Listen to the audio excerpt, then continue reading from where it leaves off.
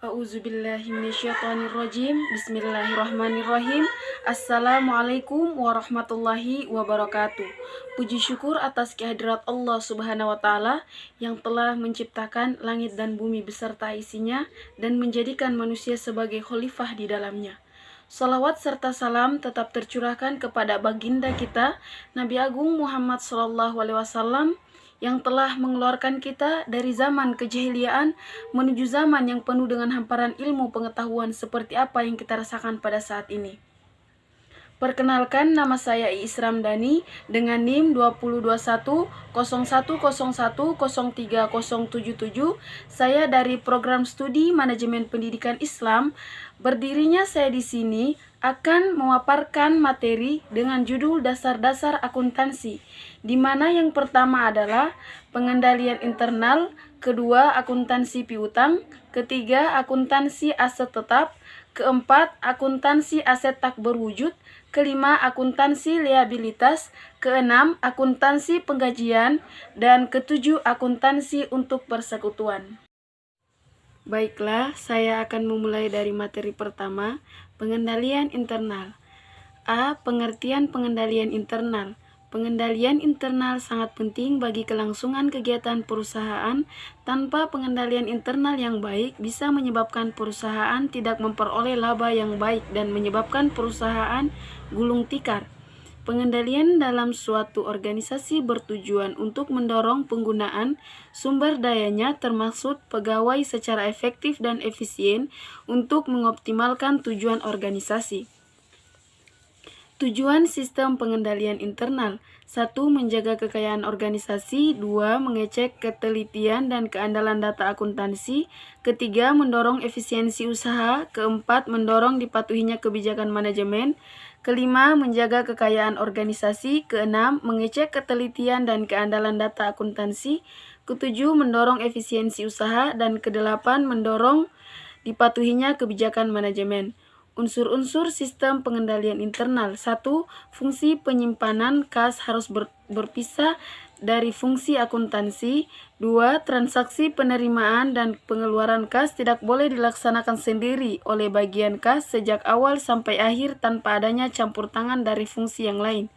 Ketiga, pengeluaran kas harus mendapat otorisasi dari pejabat yang tercantum. Keempat, pencatatan dalam jurnal pengeluaran.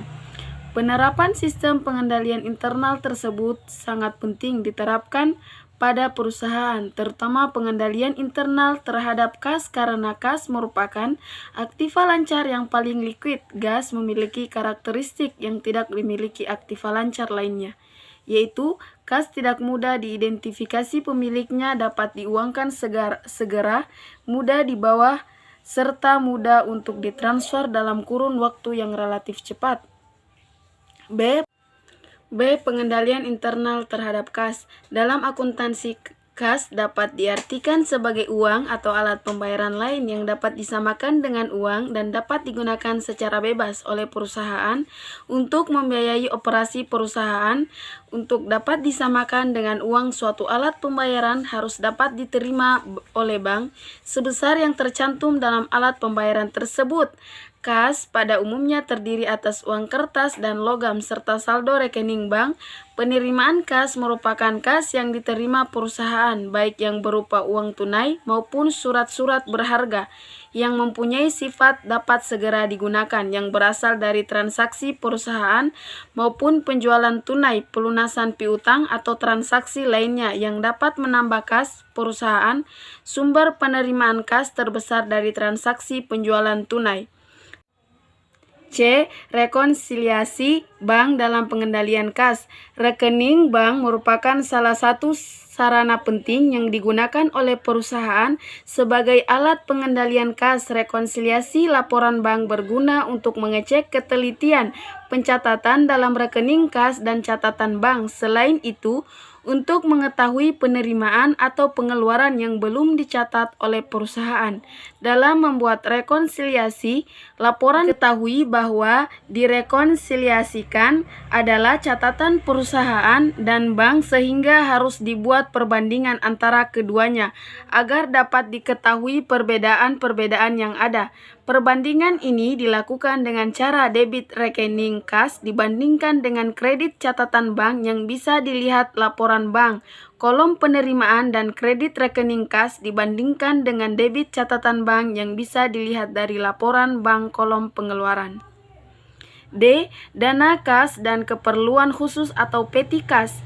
Dana kas kecil atau petty kas fund adalah uang kas yang disediakan untuk membayar pengeluaran-pengeluaran yang jumlahnya relatif kecil dan tidak ekonomis. Bila dibayar dengan cek dana kas kecil, perusahaan biasanya harus membayar sejumlah pengeluaran kecil yang transaksinya rutin seperti peralatan kantor, pembelian materai, dan lain-lain.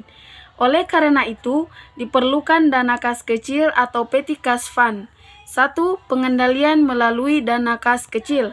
Kas kecil atau petty kas adalah sejumlah dana yang dibentuk khusus untuk pengeluaran yang bersifat rutin dan relatif kecil jumlahnya.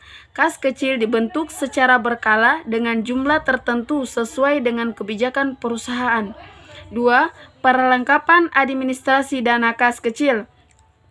Dalam pembentukan dana kas kecil, tahap pertama adalah menaksir jumlah uang yang diperlukan untuk dana tersebut. Setelah jumlah ditentukan, maka sebuah cek ditarik dan diberi keterangan untuk dana kas kecil.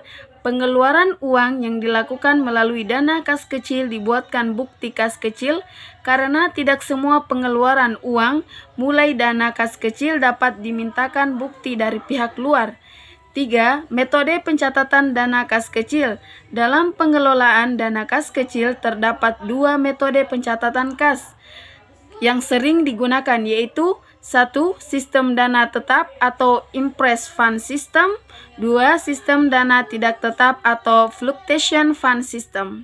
Baiklah, saya akan melanjutkan materi kedua, yaitu akuntansi piutang. A. Pengertian piutang. Piutang merupakan salah satu unsur dari aktiva lancar dalam neraca perusahaan yang timbul akibat adanya penjualan barang dan jasa atau pemberian kredit terhadap debitur yang pembayaran pada umumnya diberikan dalam tempo 30 hari sampai dengan 90 hari. Dalam arti luas, piutang merupakan tuntutan terhadap pihak lain yang berupa uang, barang-barang, atau jasa yang dijual secara kredit. Pada umumnya, piutang timbul aktiva dari transaksi penjualan barang dan jasa perusahaan di mana pembayaran oleh pihak yang bersangkutan baru akan dilakukan setelah tanggal transaksi jual beli. Mengingat diutang merupakan harta perusahaan yang sangat liquid, maka harus dilakukan prosedur yang wajar dan cara-cara yang memuaskan dengan para debitur, sehingga perlu disusun suatu prosedur yang baik demi kemajuan perusahaan. B. Jenis-jenis piutang. Warren, Reff, dan Fest mengklasifikasikan piutang ke dalam 3 kategori, yaitu piutang usaha, wesel tagih, dan piutang lain-lain. Sebagai berikut. Piutang usaha. Piutang usaha timbul dari penjualan secara kredit agar dapat menjual lebih banyak produk atau jasa kepada pelanggan. Transaksi paling umum yang menciptakan piutang usaha adalah penjualan barang dan jasa secara kredit. 2. Wesel tagih. Wesel tagih adalah jumlah yang terutang bagi pelanggan di saat perusahaan telah menerbitkan surat utang formal. Sepanjang wesel tagih diperkirakan akan terbagi dalam setahun. 3. Piutang lain-lain. Piutang lain-lain biasanya disajikan secara terpisah dalam neraca. Jika piutang ini diharapkan akan terbagi dalam 1 tahun, maka piutang tersebut diklasifikasikan sebagai aktiva lancar. C. Pengertian wesel tagih. Wesel tagih merupakan wesel yang dapat dibagikan kepada perusahaan lain yang memiliki utang kepada perusahaan. Wesel tagih biasanya akan disesuaikan dengan besaran suku bunga bank yang terkait dalam transaksi. Wesel tagih disebut juga sebagai piutang wesel. Piutang wesel juga bisa disebut sebagai wesel tagih, promise, dan promissory notes atau notes receivable. Wesel tagih dapat berasal dari penjualan, pembiayaan, atau transaksi lainnya. D. Penjualan wesel tagih. Apabila sebelum jatuh tempo perusahaan memerlukan uang, wesel yang dipunya dapat dijual kepada bank atau pihak-pihak lain. Kadang-kadang penjualan demikian ini disebut juga dengan pendiskonan wesel. Dalam hal ini, penerimaan wesel melakukan education terhadap wesel bank yang menerima imbalan yang disebut diskon. Diskon adalah bunga yang diperhitungkan di muka. Diskon dihitung berdasarkan nilai pada saat jatuh tempo dan jangka waktunya adalah antara saat wesel diserahkan sampai dengan tanggal jatuh tempo. E. Pengertian dan karakteristik investasi jangka pendek. Pengertian investasi jangka pendek adalah investasi yang dilakukan seseorang dalam waktu yang cukup singkat, biasanya hanya sekitar 3 bulan hingga 12 bulan atau 1 tahun saja. Investor jangka pendek hanya ingin mendapatkan keuntungan sebanyak-banyaknya dari transaksi yang dilakukannya. Keuntungan tersebut biasanya didapatkan dari kenaikan ataupun penurunan suku bunga yang setiap saat bisa saja berubah. 1. Fungsi investasi jangka pendek. Investasi jangka pendek menjadi pilihan banyak orang karena mereka ingin mengambil fungsi yang cukup menguntungkan, bisa mendapatkan tambahan dana selain penghasilan pokok. 2. Keuntungan dan resiko investasi jangka pendek. Penarikan dana lebih fleksibel, mendapatkan keuntungan dengan cepat, resiko investasi jangka pendek. Baiklah, saya akan melanjutkan materi ketiga, yaitu akuntansi aset tetap. A. Pengertian aset tetap. Aset tetap adalah aset berwujud yang digunakan dalam operasi perusahaan dan tidak dimaksudkan untuk dijual dalam rangka kegiatan normal perusahaan. Karakteristik aset tetap sebagai berikut. 1. Dimiliki perusahaan untuk digunakan, bukan barang dagangan. 2. Dimiliki untuk digunakan dalam operasi perusahaan, bukan investasi jangka pendek. 3. Dimiliki untuk digunakan dalam jangka waktu lebih dari 1 siklus operasi perusahaan, bukan perlengkapan. 4. Memiliki nilai yang relatif tinggi.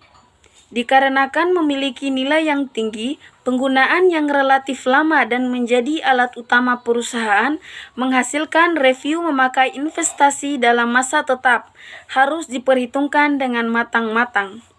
B. Klasifikasi aset tetap. Umumnya aset tetap diberi dalam 4 kelompok.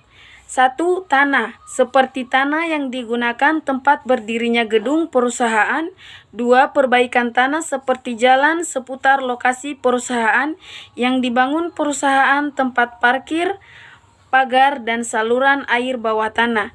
3. Gedung seperti gedung yang digunakan untuk kantor, toko, pabrik, dan lain-lain. 4. Peralatan seperti peralatan kantor, pabrik mesin, mesin kendaraan, atau mebel. C. Penentuan harga perolehan aset tetap. Dari beragam aset tetap berwujud, untuk tujuan akuntansi dilakukan pengelompokan sebagai berikut. 1. Aset tetap yang umumnya seperti tanah untuk lokasi perusahaan pertanian dan peternakan. 2. Aset yang tetap umumnya terbatas dan apabila sudah habis masa penggunaannya bisa diganti dengan aset yang sejenis, misalnya gedung dan peralatan. 3. Aset tetap umumnya terbatas dan apabila sudah habis masa penggunaannya tidak dapat diganti dengan aset yang sejenis seperti sumber-sumber alam, misalnya tanah dan tambang. D. Konsep aset tetap. Menurut Pernyataan Standar Akuntansi Keuangan PSAK nomor 16, aset tetap adalah aset berwujud yang memenuhi kriteria sebagai berikut. 1. Masa manfaatnya lebih dari 1 tahun. 2. Digunakan dalam kegiatan perusahaan. 3. Dimiliki tidak untuk dijual kembali dalam kegiatan normal perusahaan. 4. Nilainya cukup besar. E. Pengeluaran modal adalah Pengeluaran-pengeluaran yang harus dicatat sebagai aset dikapitalisasi. Pengeluaran jenis ini akan mendatangkan manfaat lebih dari satu periode akuntansi, akan menambah efisiensi aset tetap, memperpanjang masa manfaat, atau meningkatkan kapasitas dan mutu produksi. Baiklah, saya akan melanjutkan materi keempat, yaitu akuntansi aset tak berwujud. A. Pengertian aset tak berwujud. Aset tak berwujud adalah hak istimewa dan keuntungan kompetitif yang timbul dari pemilikan suatu aset yang berumur panjang, yang tidak memiliki wujud fisik tertentu. Secara umum, akuntansi untuk aset tak berwujud adalah sejalan dengan akuntansi aset tetap. Seperti halnya aset tetap, aset tak berwujud juga dicatat atas harga dasar harga dan perolehan, dan harga perolehan ini dihapus secara rasional dan sistematis selama masa manfaat aset tak berwujud tersebut. Namun demikian, terdapat sejumlah perbedaan antara akuntansi aset berwujud bila dibandingkan dengan akuntansi aset tetap. Pertama, istilah yang digunakan untuk menghapus aset tak berwujud adalah amortisasi, bukan apresiasi. Untuk mencatat amortisasi cetak berwujud, maka rekening biaya amortisasi didebit dan rekening aset tak berwujud yang bersangkutan dikredit. Berbeda dengan aset tetap, amortisasi aset tak berwujud hanya mengenal satu metode, yaitu metode garis lurus. Oleh karena itu, perlakuan akuntansi aset tak berwujud pada berbagai perusahaan relatif mudah diperbandingkan. B. Karakteristik aset tak berwujud. Aset tak berwujud mempunyai karakteristik penting, yaitu 1. Kurang memiliki eksistensi fisik, tidak seperti aset berwujud, seperti properti, pabrik, dan peralatan. 2. Bukan merupakan instrumen keuangan aset seperti deposito bank, piutang usaha, dan investasi jangka panjang dalam obligasi serta saham tidak memiliki substansi fisik. 3. Bersifat jangka panjang dan menjadi subjek amortisasi. Aset tak berwujud menyediakan jasa selama periode bertahun-tahun.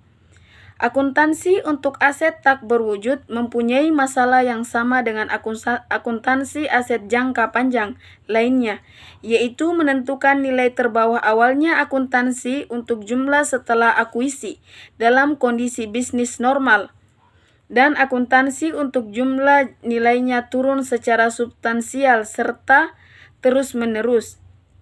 C. Klasifikasi dan prinsip akuntansi dasar aset tak berwujud. 1.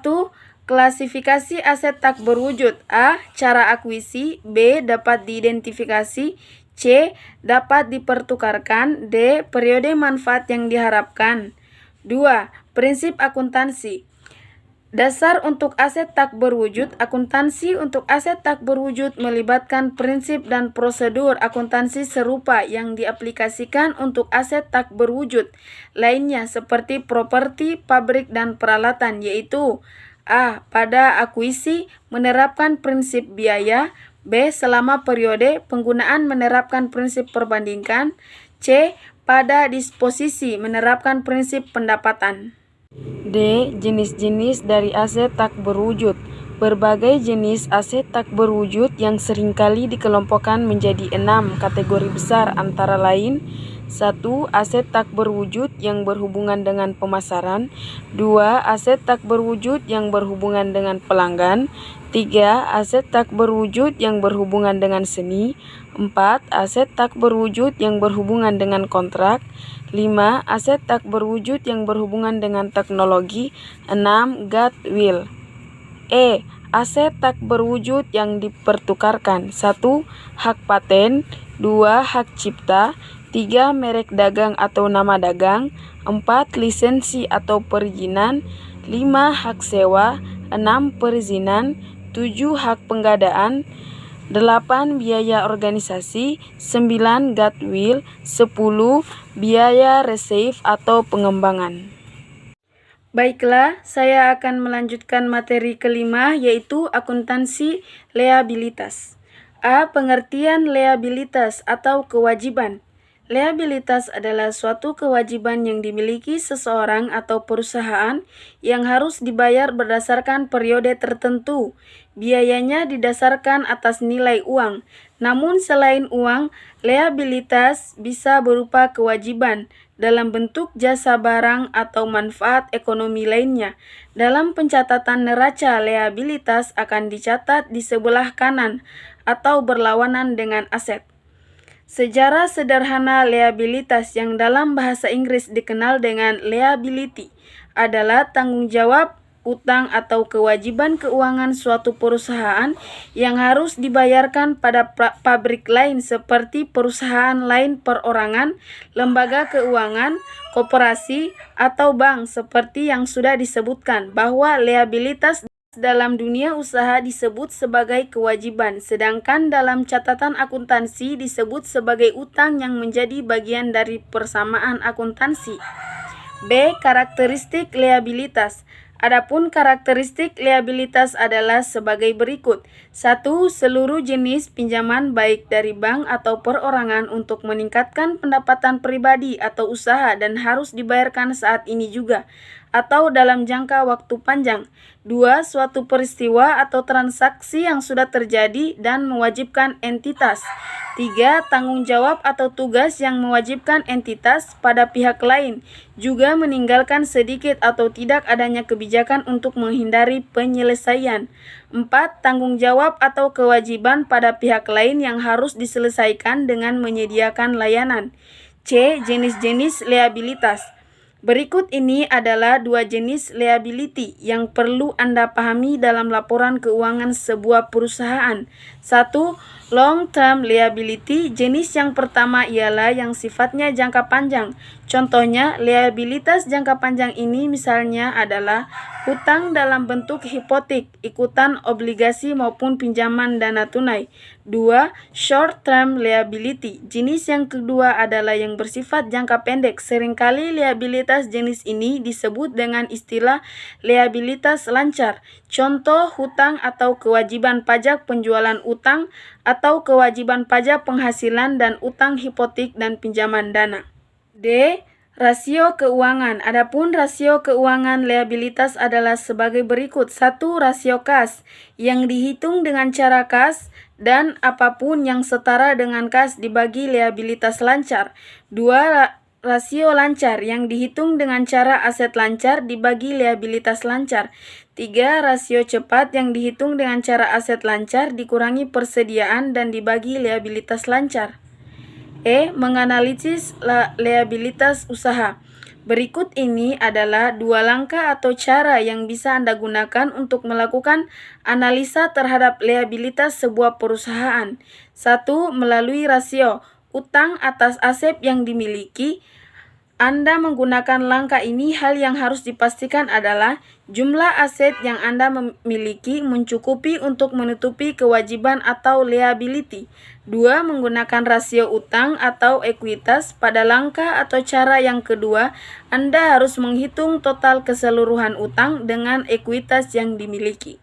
Saya akan melanjutkan materi ke-6 yaitu akuntansi penggajian. A. Pengertian dan tujuan sistem pengendalian intern. Dalam literatur, kita menjumpai beberapa definisi atau pengertian yang berbeda-beda. Pengertian menurut Mulyadi adalah sebagai berikut.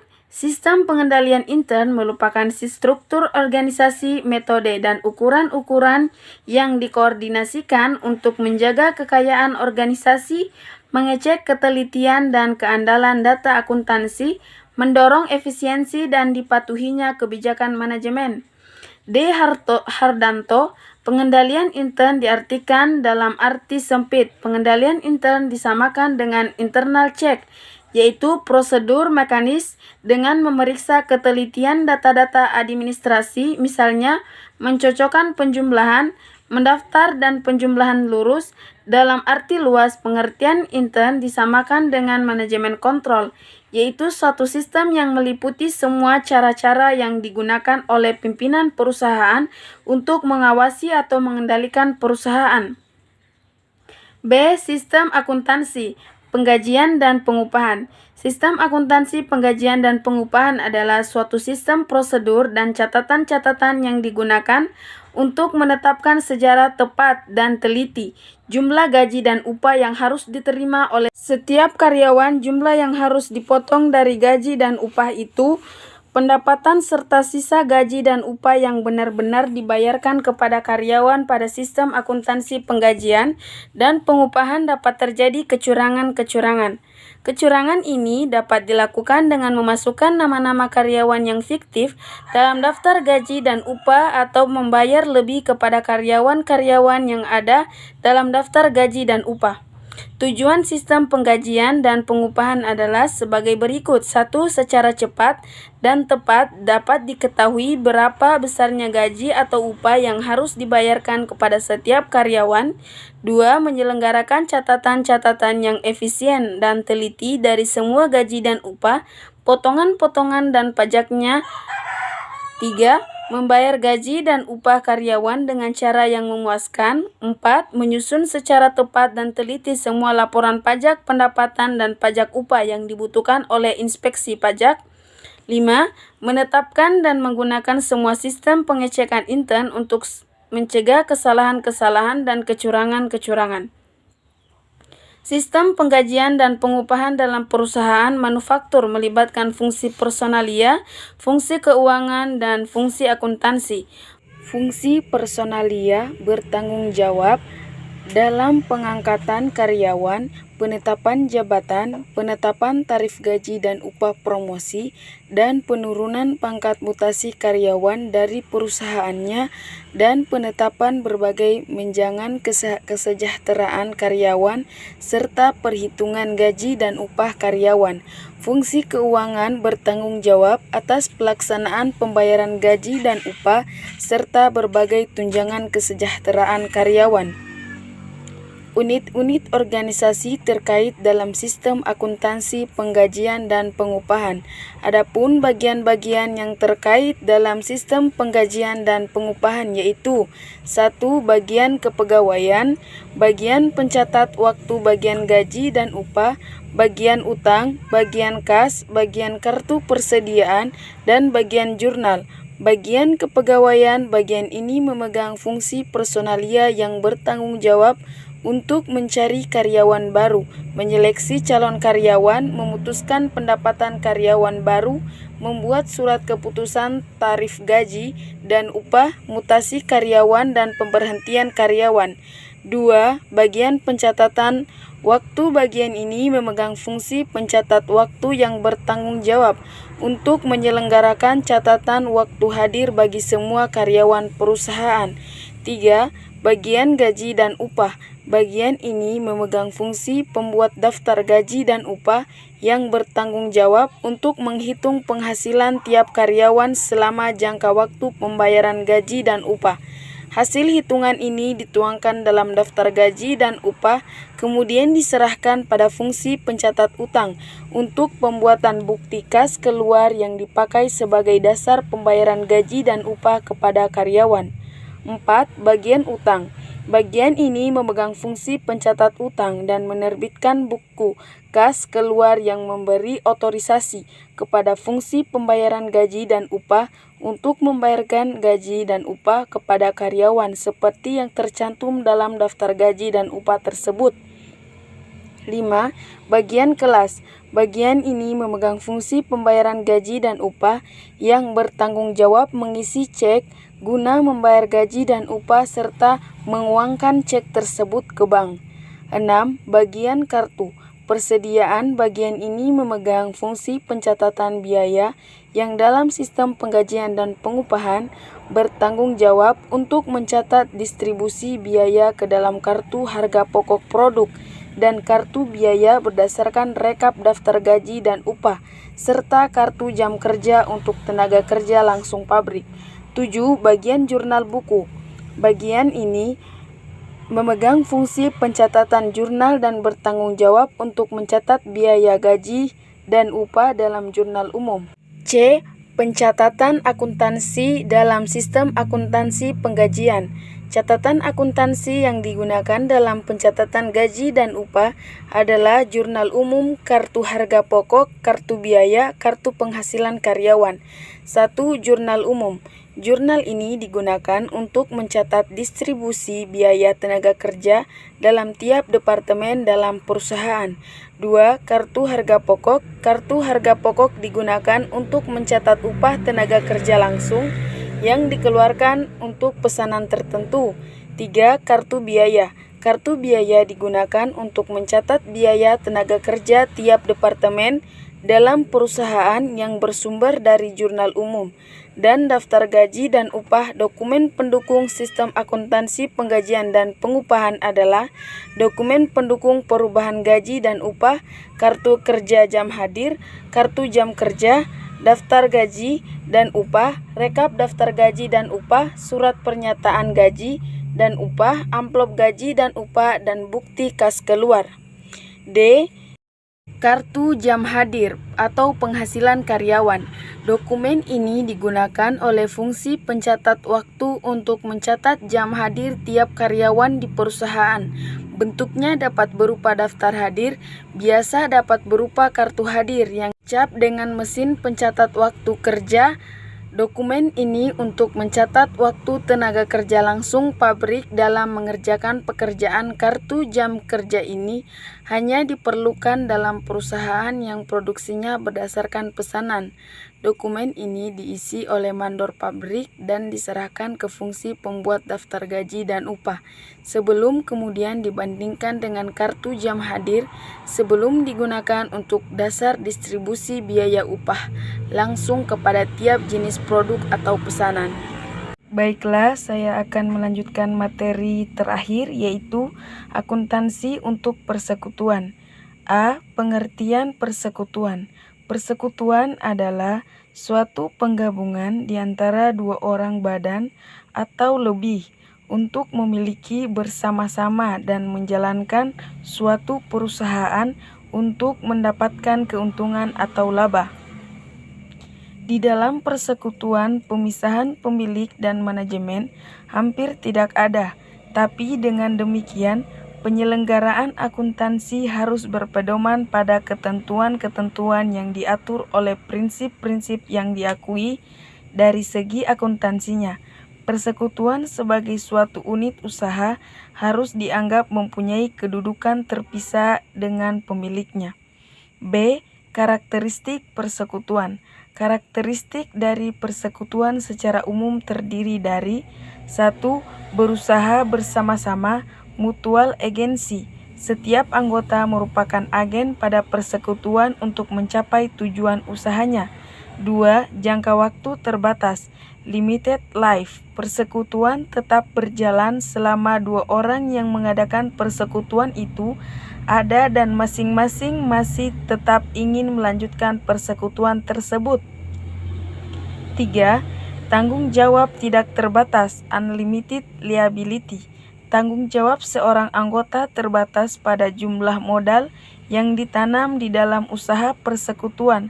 Apabila di dalam keadaan tertentu, persekutuan tidak dapat membayar hutang-hutangnya karena jumlah kekayaan tidak cukup, maka kreditur berhak menagih pada salah satu seorang dari anggota persekutuan tersebut.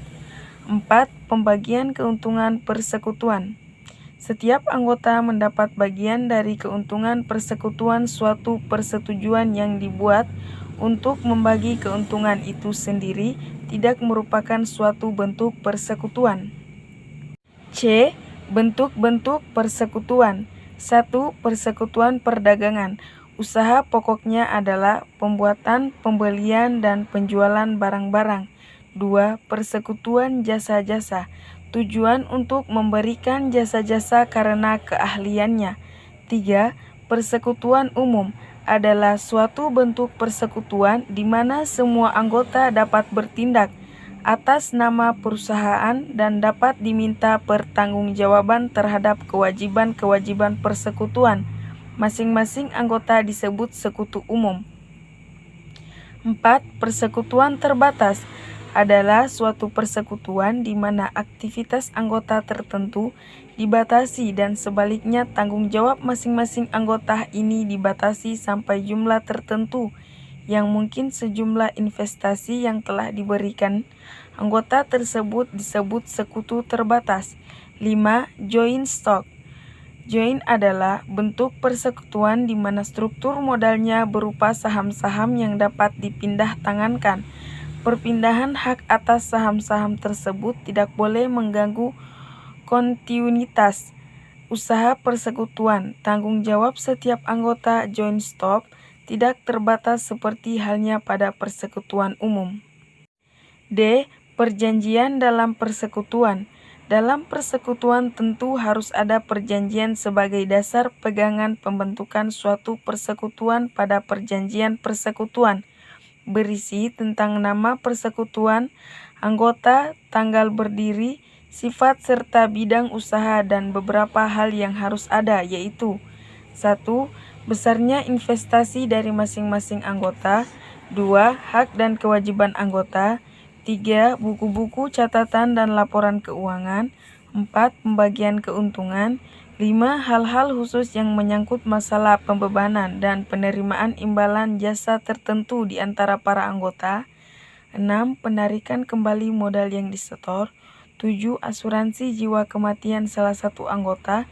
8. Penyelesaian apabila ada perselisihan di antara para anggota dan lain-lain. Pembentukan persekutuan dengan mengubah perusahaan perorangan. Pada umumnya, perubahan perusahaan perorangan didasari pada kebutuhan penambahan modal perorangan.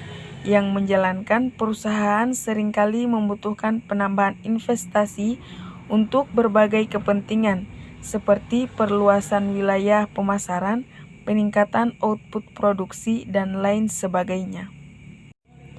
E. Pembentukan persekutuan baru. Masing-masing sekutu menyetor modal untuk mendirikan persekutuan baru. Modal ini dapat berupa uang tunai, aktiva non-kas maupun aktiva tidak berwujud. Seperti halnya yang dimiliki bila modal yang disetor berupa aktiva non-kas, maka penilaian besarnya modal harus sesuai dengan perjanjian masing-masing sekutu.